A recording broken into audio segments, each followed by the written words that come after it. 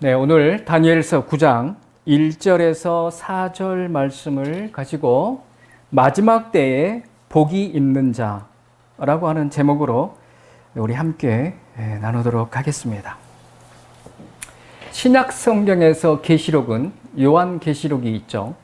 구약에서 계시록 그러면은 스가랴도 해당이 됩니다. 그런데 다니엘서를 구약의 계시록으로 많이 불리어지고 있습니다. 왜 그러냐면은 다니엘서는 현재 당대, 그러니까 다니엘이 활동했던 당대, 그리고 미래, 그리고 지금 이제 오지 않은 종말의 때까지 그 환란이 어떻게 일어날 것인가라고 하는 것을 기록하고 있기 때문에 그렇습니다. 그런데 이 환란의 때 그러면은 어떻게 지혜롭게 그것을 준비하고 또 그 환란에 들어가 있는 성도들이 어떤 용기를 갖게 하는지, 그리고 그 환란으로부터 순교를 당하는 것도 승리고 정복하는 것도 승리입니다. 그래서 이길 수 있는 방법을 제시하고 있는 게 바로 다니엘서이기 때문에 우리가 다니엘서를 영적 지침서다 이렇게 표현하기도 합니다. 그런데 다니엘은 우리하고 좀 다르죠. 우리는 다른 사람들을 권면하거나 가르칠 때 자기는 행하지 않으면서 입으로 가르치려 하는 사람들이 많습니다. 그런데 다니엘은 자기가 몸소 행하면서 그거를 가르쳤죠. 본을 보여줬죠. 여러분, 다니엘이 한 14세에서 17세 정도 나이 됐을 때였을 겁니다. BC 605년 바벨론이 유다를, 예루살렘을 1차 침공할 때 그때 끌려갔어요. 그러니까 얼마나 어렸을 때 고향을 잃고 바벨론 이방 땅에 가서 자기가 죽을 때까지 약 90세에 죽었거든요. 그러니까 거의 인생을 이 바벨론, 더 나아가서는 메대, 더 나아가서는 바사까지, 그러니까 누부갓네살 왕, 벨사살 왕, 다리오 왕, 고레스 왕까지 다 거기를 걸쳐갔던 인생이었습니다. 얼마나 박해가 많습니까? 이런 박해 가운데 본인이 말로만 지금 가르치는 게 아니라 실제 10대에서 와서 90세에 죽을 때까지 한결같은 믿음으로 살아내고 승리한 모습을 우리 다니엘서를 통해서 그때 당시나 또 이후의 백성들이나 그리고 지금 우리 그리스도인들에게도 가르쳐주고 있고 권면하고 있습니다. 그래서 말세에 어떻게 최후의 승리를 얻을 것인가, 이거를 본인이 몸소 보여주면서 신앙적 각성을 촉구하고 있다. 그런데 다니엘서에서 많은 박해가 나오지만은 크게 세 가지의 박해가 나오죠. 첫 번째 박해는 다니엘이 끌려와서 이제 바벨론에서 살아갈 때 당한 당대의 핍박이 있었죠. 당대라고 하면은 누부갓네살 왕, 또 이제 메대로 넘어가서 다리오 왕의 핍박을 받죠. 누부갓네살 왕 때는 누가 핍박을 받죠?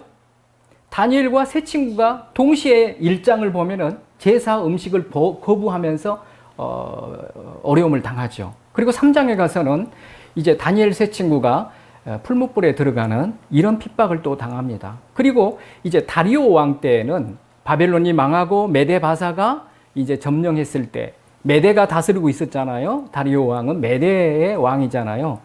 고레스 왕은 바사 때 왕이고, 그런데 이 다리오 때는 누가 고통을 당합니까? 다니엘이 6장에 보면 사자굴에 던져지는 이런 처절한 박해를 당하면서도 우리가 너무도 잘 알고 있지만은 능히 어떻게 했다? 승리했다는 거예요. 할렐루야죠. 그래서 당대의 이 핍박을 기록하고 있죠. 그리고 이제 다니엘서 8장과 11장을 보시면은 알렉산더 왕이 죽고 난 다음에 4명의 왕이 나타나죠. 그게 이제 시리아, 이집트, 그 다음에 마게도니아, 비두니아, 이렇게 4개 나라로 나누어집니다. 알렉산더가 죽으면서 자기의 아들도 너무도 어리고 그러니까 이게 뭐 왕으로 세우지도 못하고 열병으로 죽었잖아요. 그러니까 결국은 이제 12명의 장군들이 야, 때는 이때다 해가지고 야, 이거 이제 내가 쟁취해야 되겠다 하고 12명이 싸웠는데 결국은 4명이 남는 거죠. 그래서 4명이 그 4개의 제국을 형성합니다. 그러나 마게도니아하고 비두니아는 결국은 흡수가 되죠. 그래서 남아있는 게 시리아와 북방왕 시리아와 남방 애굽 이 두 나라가 이제 남아있는 상태인데 이 두 나라가 어마어마하게 싸우죠. 150년 동안 대판 싸웁니다. 전쟁을. 그래서 이제 남방왕은 프톨레미 왕조가 지배를 하고 있고 북방왕 시리아는 셀리쿠스 왕조가 들어서서 150년 동안 싸우는 장면이 나옵니다. 그러나 결국은 마지막에 나오는 그 시리아의 왕 누구죠? 안티오쿠스 4세가 결국은 프톨레미 6세를 이기고 이제 승리하는. 근데 그 승리 가운데 BC 166년 그러니까 예수님이 초림하기 전에 이스라엘 백성들이 완전히 싹쓸이 당하게끔 이 안티오쿠스 4세를 누가 조종했습니까? 사탄이 조종해가지고 예수님 초림을 앞에 두고 있는 이 상태에서 다 멸하려고 작전을 꾸몄던 거죠. 그때 안티오쿠스 4세와 싸워서 승리한 게 누구죠? 마카비 혁명이 일어나죠. BC 166년. 마카비 혁명이 일어나서 승리하는데 중요한 게 뭐냐? 이게 두 번째 박해인데 가장 큰 박해 중에 안티오쿠스 작은 뿔이라고 그러잖아요. 이 안티오쿠스의 그 핍박 가운데 승리를 어떻게 했을까 그러면은 승리할 수 있는 좋은 그 지침서가 바로 이 다니엘서입니다. 그러니까 마카비 형제들이 그때 당시에 또 혁명을 일으켰던 모든 자들이 다니엘서를 기억하게 돼요. 듣게 돼요. 아, 그렇지. 다니엘 우리 선지자가 400년 전에 이런 핍박이 있을 거라고 다니엘서 8장 11장에 예언했지 않느냐. 그래서 하나님 앞에 힘을 얻고 승리해버립니다. 할렐루야. 야, 이거 저는 이 부분 보고 그럼 어떻게 돼요? 우리는 세 번째 박해가 뭐예요? 초림 때 안티오쿠스 4세, 이제 재림 때 앞서서 최고의 대박해가 누가 일어납니까? 7년 대환란 적그리스도잖아요. 이 적그리스도가 이제 다 멸하려고 작정을 하죠. 사탄의 세력에 사로잡혀서.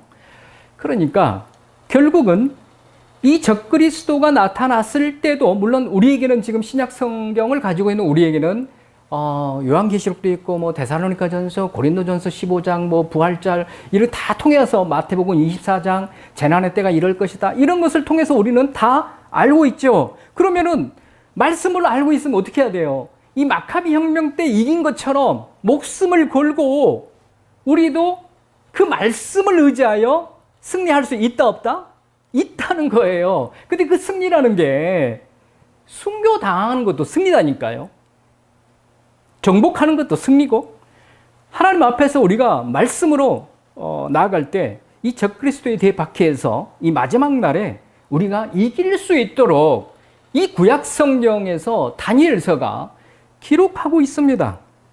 이 세 가지 그 박해, 이거는 다니엘서 2장 7장에 나와요. 2장 7장이 바로 적그리스도에 관련된 겁니다. 재생 로마 제국 4개 나라가 거기에 또 나오잖아요. 2장 7장에 보면은 바벨론, 메데바사, 그 다음에 헬라, 로마, 그 다음에 재생 로마 제국이 나오죠. 거기에 10발가락이 나오고 10뿔이 나오잖아요. 그 10뿔 중에 7장 8절에 보면은 작은 뿔이 하나 나올 것이다. 그게 적그리스도입니다. 그래서 이 다니엘서는 이와 같이 아니 그냥 종말의 때까지 완벽하게 지금 예언을 하고 있습니다. 그래서 계시록이라, 구약의 계시록이다 이렇게 이야기합니다. 자, 그런데 우리가 오늘 바라보는 장은 9장입니다. 자, 그러면 핵심적 장은 8장과 11장이 안티오쿠스 4세 박해고 2장과 7장은 적그리스도의 박해죠. 자, 그러면은 이 중간에 끼어 있는 7장에서부터 본다 하면 12장까지니까 7, 8, 그 다음에 9가 빠졌죠. 10이 빠졌죠. 아까 11이 8하고 연결이 되고 2하고 7이 다겠으니까 9장은 지금 오늘 우리가 보는 9장은 7장 뒤로 연결이 됩니다. 7장 뒤로 연결이 되는데 적그리스도가 어느 때 나타나는지 그리고 이 적그리스도의 박해가 12장에 후 3년 반 7년 대환란에서 후 3년 반에 이러한 박해가 있을 것이다 라고 하는 게 12장에 나와요. 그리고 부활이 있을 것이고 그 다음에 백보자 심판까지 나옵니다. 그러니까 얼마나 이게 계시록같이 잘 기록되어 있습니까? 여러분들이 만약에 다니엘서를 공부하신다고 하면은 1장, 3장, 4장, 5장, 6장까지는 그냥 읽어도 됩니다. 그러나 이제 그 이후로 이 역사적인 배경을 가지고 읽으시려고 하면은 8장, 11장, 10장을 같이 읽으시고 그 다음에 2장, 7장, 9장, 12장을 같이 읽으셔야 됩니다. 나머지는 이제 처음부터 읽으시면 되고 이야기식 스토리가 있기 때문에 이렇게 공부하시면 되는데 자 그러면 오늘 우리가 본문 9장은 전체적으로 보면 27절까지 돼 있어요. 그런데 이 적그리스도에 관한 그 응답이 20절에서 27절까지 70일이라고 해서 응답을 받습니다. 다니엘이. 근데 오늘 우리가 본 것은 1절에서부터 19절까지 다니엘의 기도 내용이에요. 다니엘의 기도 내용. 제가 왜 이 본문을 선정을 했냐면요. 제가 기도의 자리로 다시 엎드려야 되겠다. 이 마음이 강했기 때문에 이 말씀을 준비해서라도 나 자신부터 다니엘처럼 엎드려지겠다. 이런 각오 때문에 제가 다른 본문 선택하지 않고 오늘 다니엘서 9장을 선택했어요. 그런데 1절에서 오늘 4절까지 크게 뭐 큰 내용은 없습니다. 그런데 매우 중요합니다. 왜 그러냐면은 다니엘이 1절에서부터 4절까지의 모든 그 20절에서 27절의 그 70일에 그 응답이 떨어지기까지 가장 핵심적인 일을 한 게 1절에서 4절이에요. 자, 여러분들이 1절에서 4절은 결단하는 장면이 보여요. 그리고 5절에서 15절은 회개하는 장면이 보입니다. 회개만 억수로 합니다. 이거 다음 시간에 알아볼게요. 그 다음에 16절에서 19절은 이제 회개 기도했기 때문에 주 여호와여 우리를 회복시켜 주시옵소서. 회복 기도가 들어가요. 이 기도 패턴이 매우 하나님의 응답을 끌어내는 그 하나님의 놀라운 응답. 여러분 70일에 20절에서 27절을 보면서 나누겠습니다만은요. 대단히 위대한 응답입니다. 최고의 응답이에요. 이 응답을 끌어내는 데는 1절에서부터 19절 안에 세 단계의 기도 때문에 이게 이루어지는 것을 볼 수가 있습니다. 자, 그러면은 오늘 70일에는 나중에 알아보기로 하고요. 오늘 그러면 1절에서 4절을 보면서 자, 오늘 그 설교 제목이 뭐였죠? 마지막 때에 복이 있는 자. 마지막 때면 어느 때가 되겠어요? 내가 죽는 때도 마지막 때입니다. 개인적 종말. 아니면 내가 오랫동안 살고 있었는데 7년 대환란이 와서 이 지구의 종말에 왔을 때도 마지막 때가 됩니다. 자, 그러면은 우리는 어쩌면은 7년 대환란이 오기 전에 개인의 종말, 개인의 마지막 때를 맞이할 가능성이 큽니다.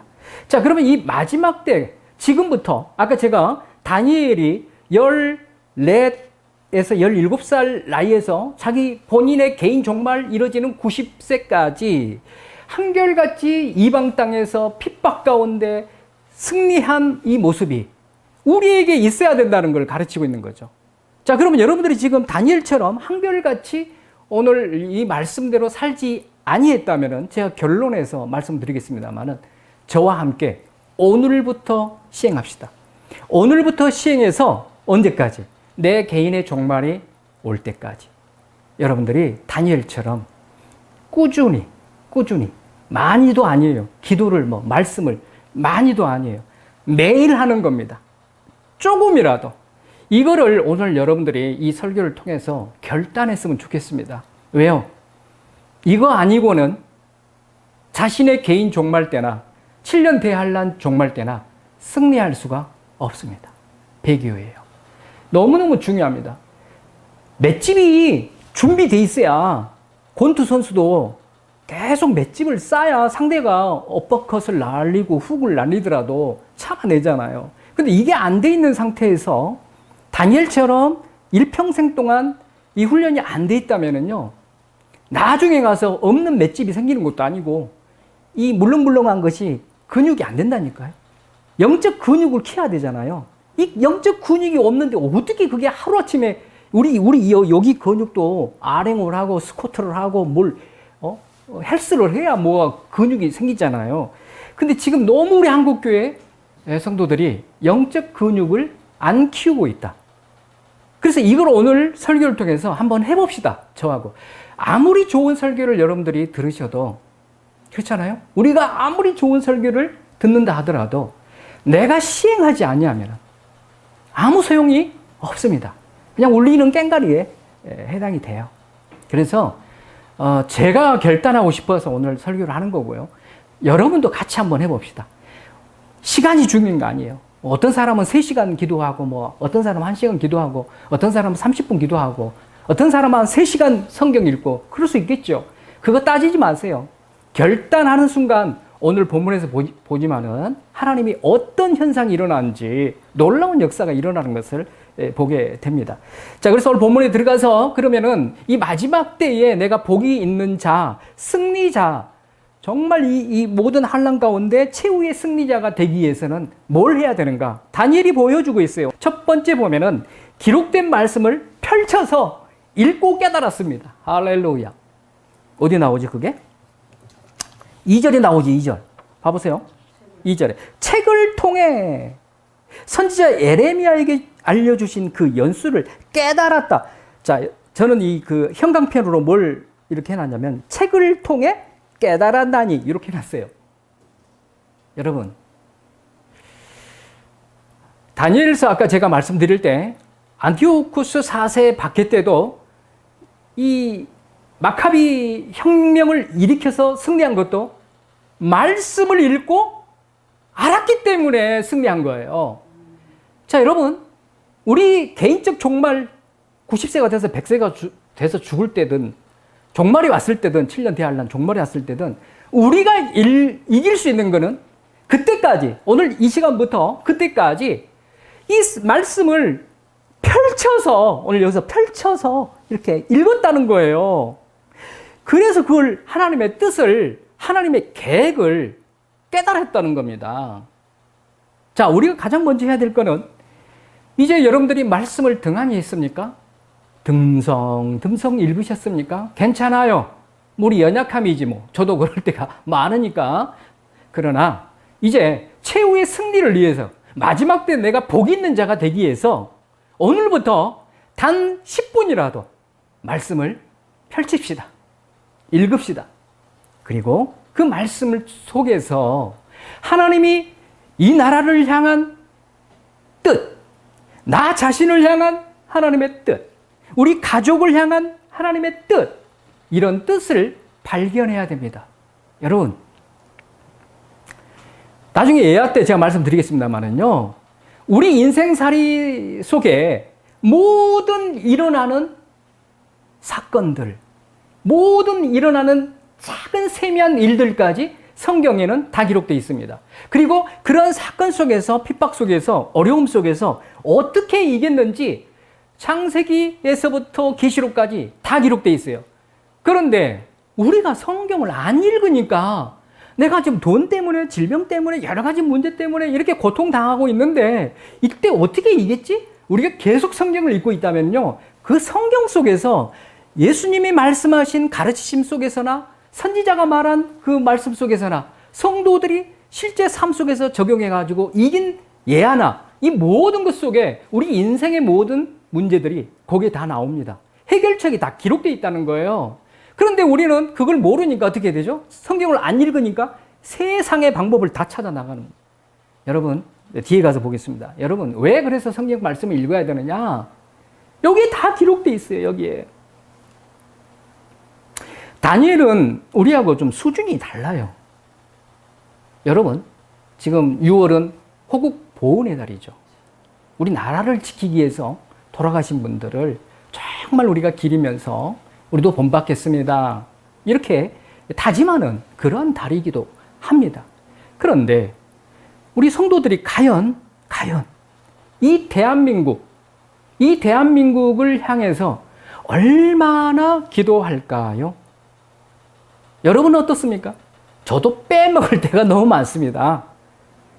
나라를 위해서, 이 민족을 위해서 우리 한국교회 성도들이 기도 제목을 잃어버린 지가 오래됐습니다. 다니엘은요, 그렇지 않았어요. 다니엘의 관심과 집중, 마음은 어디에 있었냐? 첫 번째, 하나님의 말씀에 관심이 있었어요. 하나님의 말씀에. 두 번째, 백성들의 운명에 관심이 있었어요. 이 이스라엘 백성, 하나님이 사랑하시는 이 선민, 이들은 어찌하면 좋을꼬, 어찌 될까라고 하는 선민에 대한 관심이 너무도 많았습니다.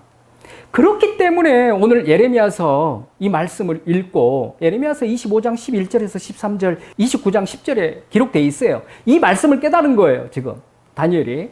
그래서 하나님의 말씀에 아까 관심이 있다겠죠. 집중했다는 거죠. 그러니까 예레미야 책을 펼쳐서 알았어요.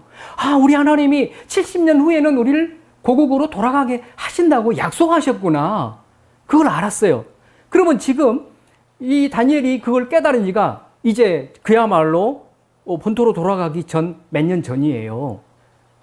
그러니까 이제 그러면은 이 백성들이 고국으로 돌아가야 되는데 이 백성들의 모습을 보니까 잡혀올 때 그 모습이나 지금 가야 돼서 다시 재건해서 하나님의 나라를 형성할 이 백성들의 모습이 별반 차이가 없어 보였던 거예요. 그러니까 이제 금식을 오늘 선포하죠. 너무너무 가슴이 아픈 거예요. 관심이 어디에 있었다고요? 하나님의 말씀과 하나님의 백성에 있었다는 거죠. 우리도 그래야 됩니다. 하나님의 말씀에 관심이 있어야 되고 그 말씀을 가지고 이 나라를 하나님이 어떻게 쓰실까? 더 좁게는 우리 가족을 하나님이 어떻게 인도하실까라고 하는 이러한 하나님의 메시지, 하나님의 뜻을 발견해야 돼요. 발견해야 돼. 그래야 발견해야 뭘 합니까? 기도할 수 있죠. 다니엘의 관심이 이와 같은 것처럼 우리의 관심도 우리의 마음도 하나님의 말씀과 우리 주변에 죽어가는 영혼들을 향해 이 나라를 향해 있어야 된다는 것을 가르쳐주고 있습니다. 그러니까 다니엘은 이걸 알 수 있죠. 하나님의 뜻을 발견할 수 있는 유일한 길은 하나님의 말씀 속에 있다라는 걸 알았어요. 여러분들 이거 시인하십시다. 우리 함께. 우리의 모든 인생에 하나님의 뜻, 계획이 우리가 보고 있는, 듣고 있는 하나님의 말씀 속에 있다. 기록된 말씀 속에 있다라고 선포하시기 바랍니다. 그러면 내 인생의 길이 거기에 다 기록되어 있기 때문에 주야로 하나님의 말씀을 기쁜 마음으로 읽겠죠. 내 인생이 다 거기에 기록되어 있는데 어떻게 하면 승리하고 어떻게 하면 패배하고 어떻게 하면 고통당하고 어떻게 하면 하나님의 복이 임하는지 이 말씀을 너무 등한히 하고 있기 때문에 제가 오늘 여러분과 함께 도전합시다 라고 외치고 있는 겁니다. 자, 이렇게 외치면은 어떤 사람들은 어떻게 해요? 믿음이 연약한 자들이나 말씀에 관심이 없는 사람들은 어떻게 하죠? 전혀 말씀을 안 읽죠. 그리스도인인데, 성도인데, 믿음이 없는 자, 관심 없는 자. 그럼 어디에 마음이 끌릴까요? 말씀이 아닌, 진리가 아닌 것을 추구하게 된다는 거예요. 말씀 속에서 충분히 찾아낼 수 있는데, 말씀을 안 읽으니까 찾지 못하니까 어디로 가요? 찾긴 찾고 싶은데. 세상 사람들은 그럼 어디로 가? 점쟁이한테 가지. 저는 억수로 우리 엄마 따라서 많이 다녔다니까요. 점쟁이한테. 무당한테 가갖고, 108번 절을 2번이나 했다니까. 아이고, 참. 지금 생각하면 끔찍스럽습니다. 그래도 얼마나 시식해 가겠는지 몰라. 216번 하니까 무릎이 아프더라고요. 그래도 그냥 얼마나 열심히 했는지 몰라. 하나도 안 맞았디다. 망했어요. 그거 믿고 있다가 완전히. 아이고, 참. 그런데 하나님의 말씀을 모르는 자들은 이렇게 쫓아다니지만 하나님의 말씀을 아는 자들이 말씀을 가까이 하지 아니하니까 말씀이 아닌 것들을 통해서 내 인생의 길이 어떻게 될까? 라고 이 신비적인 것을 쫓아다니고 이단적인 걸 쫓아다닌다는 거예요. 실제적으로 지금 이 시대를 살아가는 우리 그리스도인들에게 엄청나게 나타나고 있습니다. 이 거짓된 것을 참으로 알고 살아가니까 이단에 빠져가지고 올인을 하잖아요. 올인을. 우리 거기다가 되면 우리 신앙생활은 게임이 안 되죠. 그래서 얼마나 잘하는지 몰라요. 진짜로. 제 주변에도 있어요. 지금. JMS에 빠져가지고. 그 요즘 난리가 아닌데도 정말 안 나옵디다. 무서워요. PD수첩에서 아무리 때리면 뭐합니까? 넷플릭스인가 거기서 때리면 뭐합니까? 안 나오더라고요. 야, 정말 이거 무섭습니다, 여러분. 말씀 떠나면은 이런 증상이 우리에게도 일어날 수 있다. 어느 때? 종말의 때. 큰일입니다, 이거. 우리 이 영적 진리를 깨닫고 정말 하나님의 말씀을 가까이 하고 오늘부터 어떻게 하자고요? 활짝 펼쳐서 읽읍시다. 읽어야 돼. 신학적인 틀이 없어서 해석을 못한다 하더라도 읽어야 돼요. 성령이 역사하실 거고, 또 모르면 우리 바른신앙연구원에 오셔서 물으십시오. 진짜로. 제가 결론에서 말씀드릴게요. 너무너무 중요한 시대입니다. 여러분들 바른 진리의 말씀을 붙들어야 됩니다.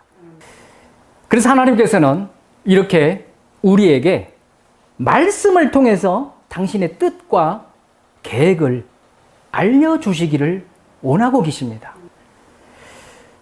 그래서 우리는 정말 하나님의 뜻을 내 인생에, 내 가정에, 모든 내 주변에 뜻을 알기를 원하십니까? 말씀으로 가십시오.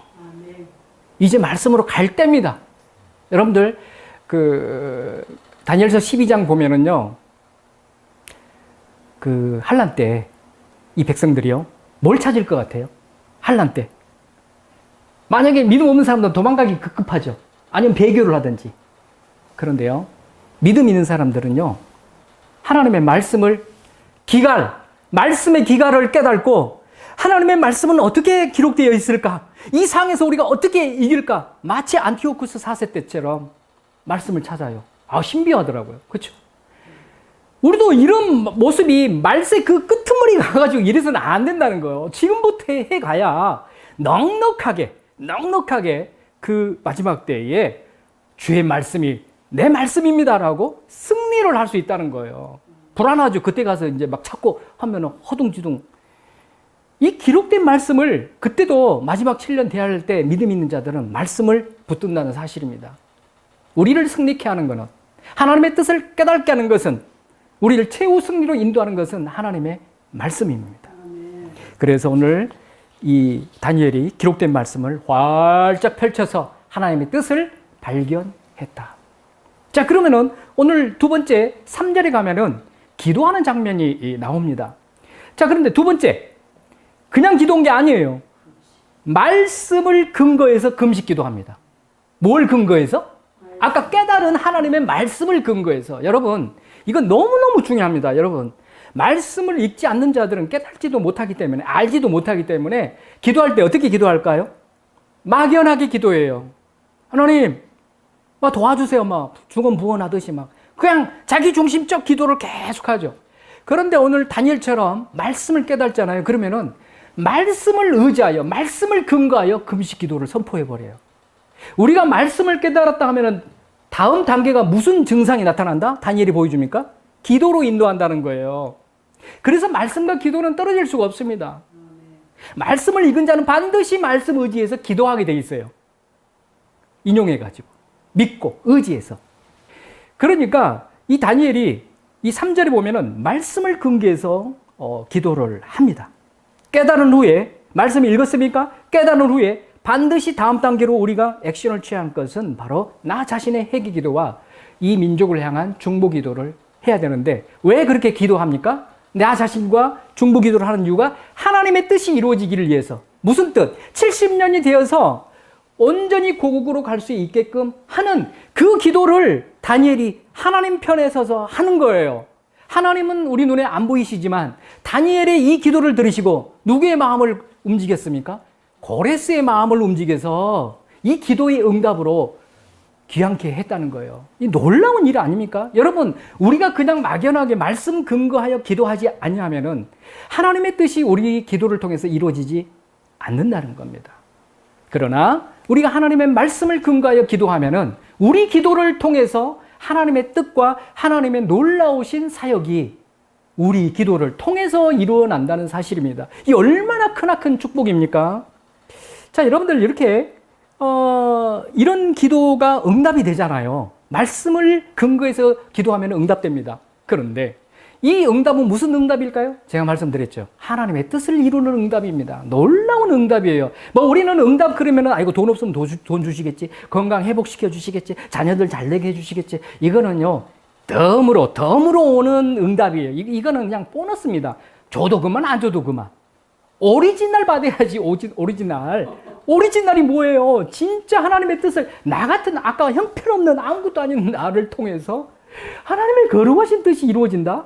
내가 그 하나님의 거룩한 동역자로 함께 동역하고 있다? 이렇게 생각하니까요. 막 흥분이 되더라고요. 아까 걸어올 때.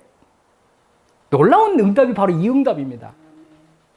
근데 우리는 너무 응답이 내 육체적으로, 가정적으로, 삶적으로 막 이런 것만 응답이라고 생각하니까요. 그 응답 받으면 그때는 할렐루야 했다가 당답 떨어지면 이제 이건 할렐루야도 안 나오죠, 이제는. 이거 아니에요, 여러분. 자, 아모스 28장 9절에 보면은요, 뭐라고 했냐면은, 이 사람이 이 길을 돌려서, 길을 돌렸어요. 율법을 듣지 아니하면 그의 기도도 가증하니라.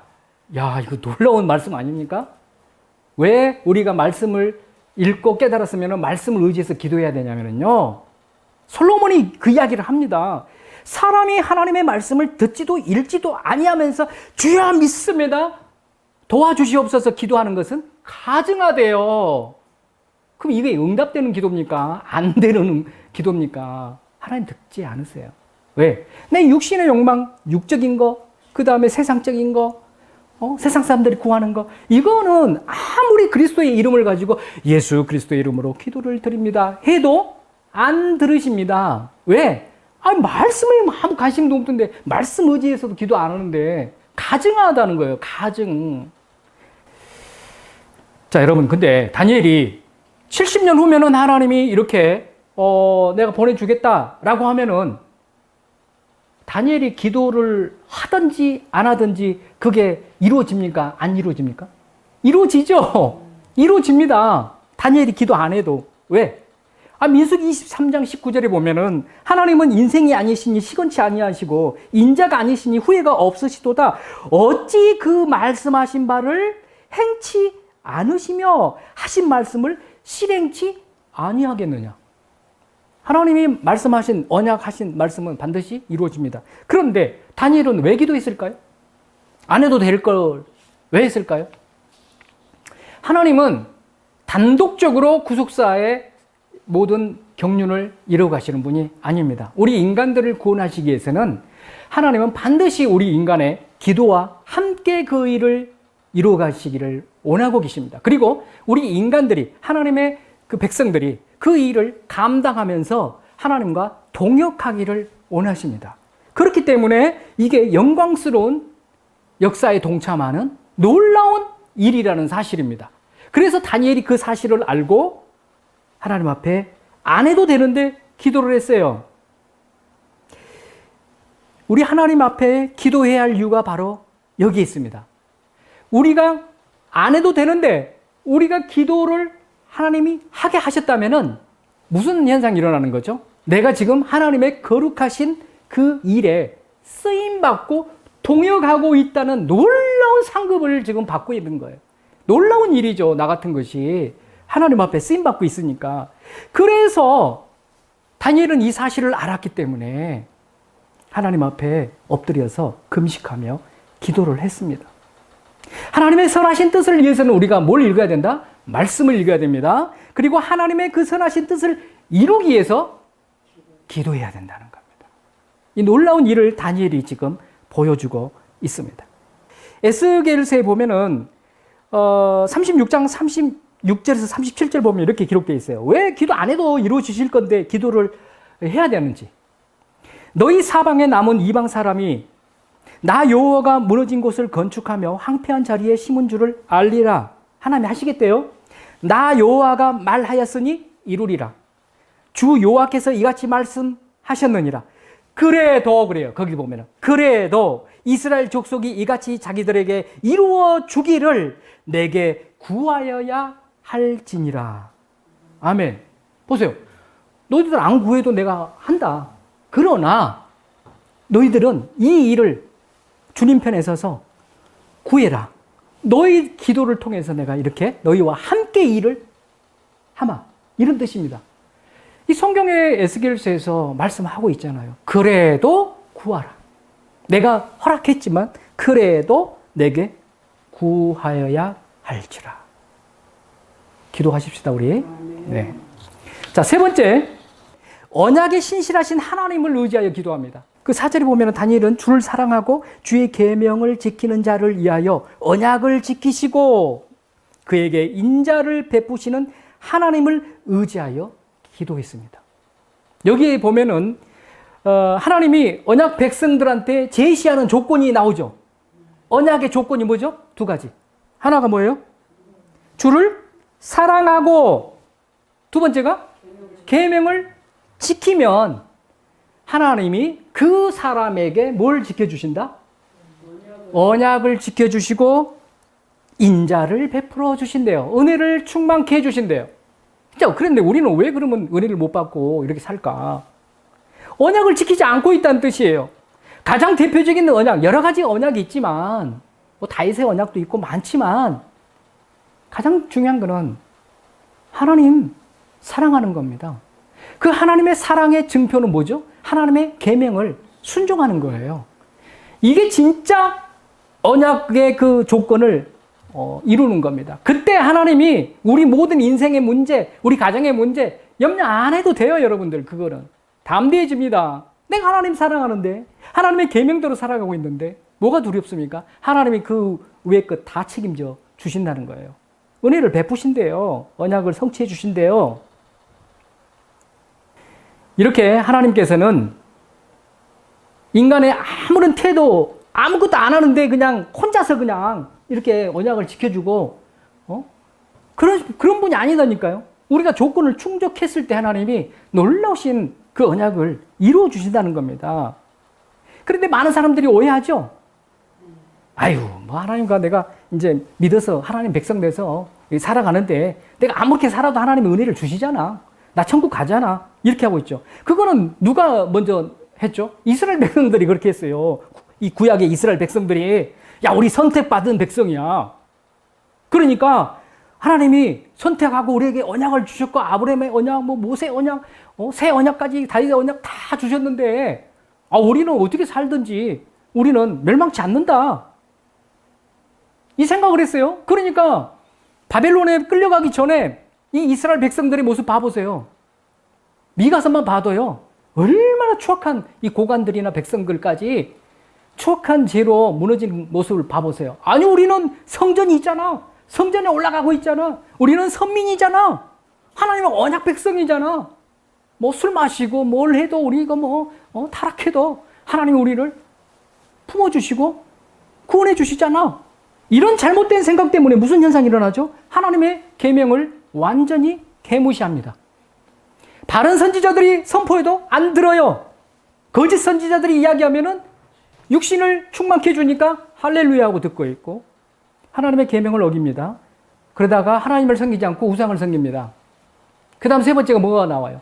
도덕적 윤리적 타락이 아주 강물이 흐른 것처럼 다 저변에 깔려서 멸망의 길로 갑니다. 뭐 때문에? 이 잘못된 이 오해 때문에, 선민사상 때문에, 하나님의 말씀에는 전혀 관심도 없으면서 이렇게 하나님이 언약 지켜주실 거라고 하는 잘못된 이 신앙 때문에 멸망했다는 거예요. 오늘날 우리 성도들에게도 이 오해가 많죠. 아이고, 나는 교회마다 주일마다 열심히 내가 가서 헌금도 하고 주일 예배 드리고 딱 마쳤으니 이제 일주일 동안 하나님이 나 보호해 주실 거야. 아무것도 안 해. 말씀도 안 읽고 기도도 않고 그냥 자기 마음대로 살아. 자기 뜻대로, 자기 생각대로, 자기 방법대로. 기도는 자기 필요한 것만 구하고. 이런 자들을 하나님이 멸망케 하신다는 거예요. 이렇게 살면서 하나님의 복을 기대한다? 야, 이거 너무 허무맹랑한 모습이고요. 하나님을 욕되게 하는 겁니다. 그리고 우리 한국 교회뿐만 아니라 모든 교회가 마치 기복주의 사상으로 빠져가지고 복만 추구하는 그러한 타락한 교회로 만들어가고 있는 게 이런 사람들 때문입니다. 자, 여러분, 만약에 이와 같이 하나님의 언약을 근거로 해서 우리가 기도하지 않고 살지 않는다고 하면은 아무리 우리가 하나님 편에서 뭘 한다 할지라도 그것은 하나님 받지도 않는 거고 그거는 자신의 탐욕, 자신의 부패한 정욕을 충족시키기 위한 일이기 때문에 결국 멸망입니다. 자, 마무리하겠습니다. 자, 마지막 때에 복이 있는 자는 누구입니까? 여러분들이에요, 여러분들. 오늘 여러분들이 선포하고 시작하는 여러분들입니다. 할렐루야. 궁극적으로 들어가면 뭐다? 오늘 계시록 1장 3절에 보면은요. 이 예언의 말씀을 읽는 자와 읽는 자예요. 두 번째, 듣는 자와 세 번째, 그 가운데 기록한 것을 지키는 자는 복이 있나니 때가 가까움이니라. 때가 가까웠대요. 종말이에요. 지금 마지막 때잖아요. 제가 마지막 때 복이 있는 자가 누군가. 계시록 1장 3절을 보면은 하나님의 말씀, 기록된 말씀, 예언의 말씀을 읽는 자, 듣는 자, 지키는 자 하래요. 오늘 다니엘이 그걸 보여주셨죠. 여러분들 지금부터라도 오늘부터라도 성경으로 돌아가서 말씀을 읽으시기 바랍니다. 그러면은 학개서 2장 19절에 하나님이 약속하십니다. 뭐라고 하냐면은 오늘 우리가 시작하잖아요. 그러면은 학개서 2장 19절에 그리하면 하나님께서 오늘부터는 내가 너희에게 복을 주리라. 할렐루야. 오늘부터예요. 여러분도 오늘부터 하세요. 그럼 오늘부터 하나님이 복을 주신대요. 그리고 두 번째, 아까 우리가 나눴죠. 오늘부터 다니엘처럼 말씀을 근거해서 기도하시기 바랍니다.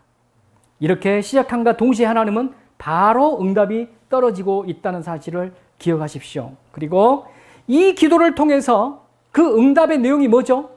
뭐 대단한 거 아니에요. 돈 들어온 거 아닙니다. 우리가 그 응답을 받는다는 뜻은 우리가 하나님 앞에 쓰임 받는다라는 뜻입니다. 그리고 우리를 통해서 하나님의 구속사가 이루어지는 쓰임 받는 하나님의 동역자가 된다는 거예요. 이 놀라운 하나님의 그 은혜를 입을 수 있다. 어떻게 하면은? 오늘부터 말씀을 근거하여 기도하면은. 세 번째, 언약에 신실하신 하나님을 의지하여 기도합시다. 오늘부터 이렇게 하나님을 사랑하고 계명을 지킬 때 하나님께서는 반드시 하나님의 언약을 이루어 주실 것입니다. 마지막 때, 종말의 때까지, 내 개인의 종말의 때까지 가장 집중해야 될 거는 말씀과 기도예요. 말씀과 기도.